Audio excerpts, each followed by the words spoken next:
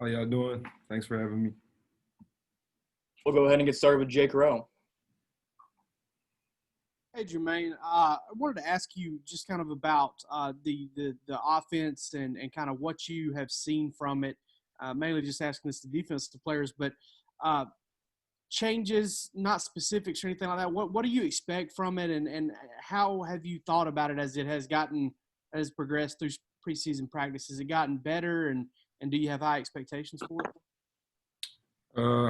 Yeah, I have some high expectations just because how hard they're working, and they've been working this off season, especially not having spring ball to have the extra time to kind of gel everything together. But I know throughout these practices and fall camp, they've been outstanding. Players have been showing up, making plays. So I'm just excited to see that turn onto the game field.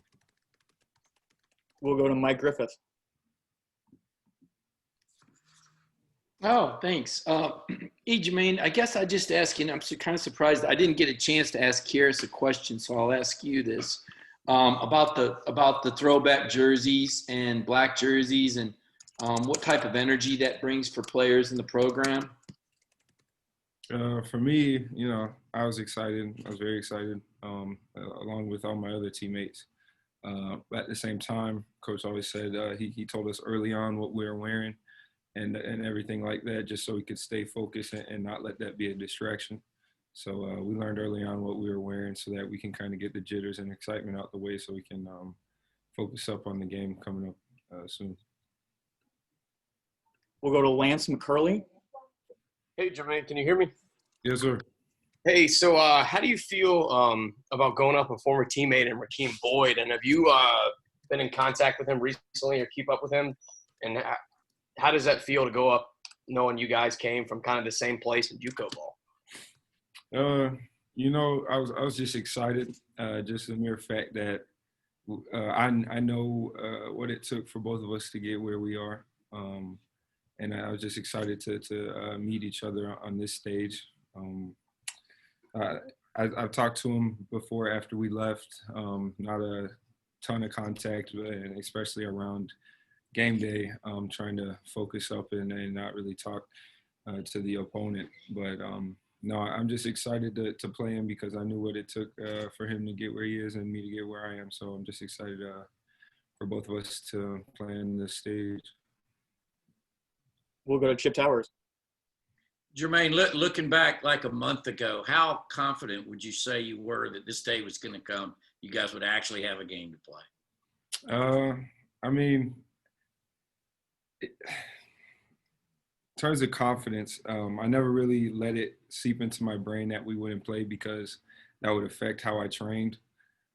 So I just trained every day like we did have a game, like nothing changed. So, but I guess there was some non-confidence around the time where the virus was kind of going out of control and stuff like that. But again, I just kind of tried to train like that wasn't the case. Mark Weiser, do you have a question for Jermaine? Sure. Hey, Jermaine, curious what you guys are thinking about Arkansas in terms of what they'll bring offensively with the new coaching staff when you guys are preparing for what you might see Saturday. I'm aware that their offensive coordinator came from Florida State, and he likes to move fast tempo with the offense. So, but I believe Coach Smart has had us out there running all fast, being ready for that.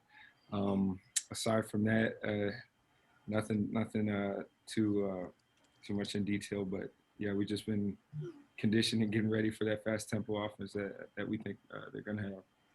And do you think that your guys' depth is a big plus given the season of COVID where guys might have to sit out a game or two?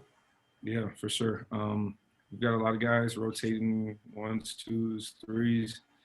So if someone does go down, that person is ready to step up and go in there because they've been going with the ones, they've been going with the twos. It's not just threes go with threes, twos go with twos. We try to keep everybody ready, everybody on the same level, just in case injury or like you said, COVID related.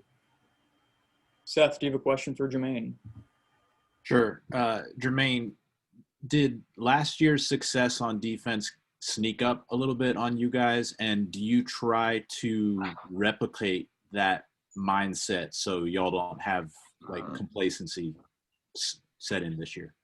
What do you mean by sneak up? A lot of people didn't expect y'all to be as good as y'all were on defense last year. Okay. We try not to focus on what other people think. I think going in, we knew what kind of team we were, and week in, week out, we knew what kind of defense we were, and we didn't kind of let anything creep up on us, especially now. Coach always reminds us what happened last year is what happened last year.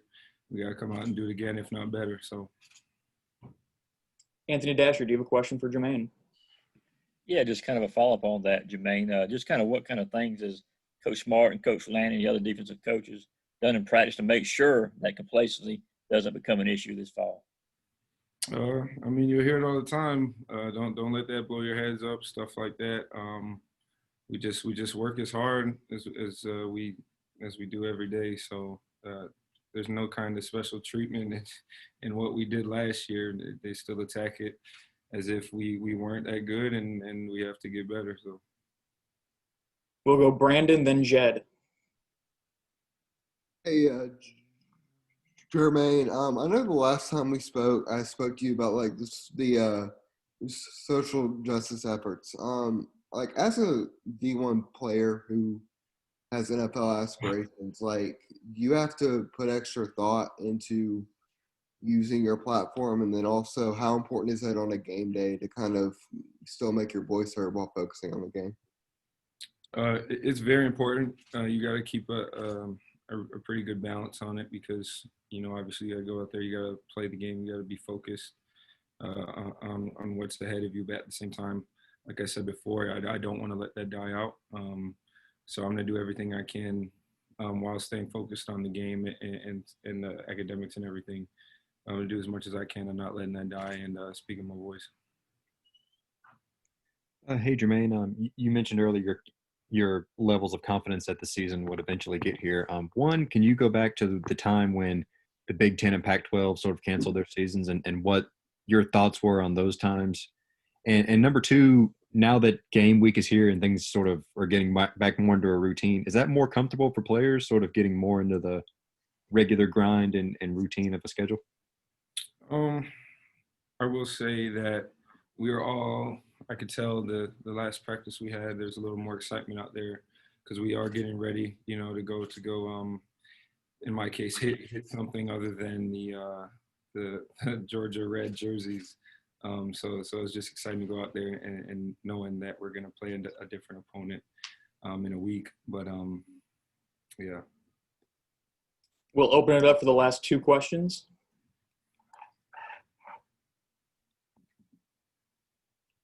Anyone? Hey, Jermaine. Wanted to ask you real quick, in terms of getting ready for the season, this year versus last year, with all the experience that you guys have on defense, you feel like you're ahead of things in terms of like game planning, like in-play checks, motions, formations, all that kind of stuff? I mean, we do practice a bunch of different situations like crazy. Coach Landon, Coach Smart always says practice is going to be harder than the game. So they throw literally everything they can think of at us so that game time comes, we're ready for anything. Hey, Jermaine, I want to ask you about Sam Pittman now being the head coach of Arkansas. So I know that you were on the opposite side, but you were able to go up against his unit a lot and probably hear from him a lot. Did he kind of have some leadership qualities to you that showed you he could be in a head coaching role? Because it's not too often that you see an offensive line coach jump up the head coach as he did.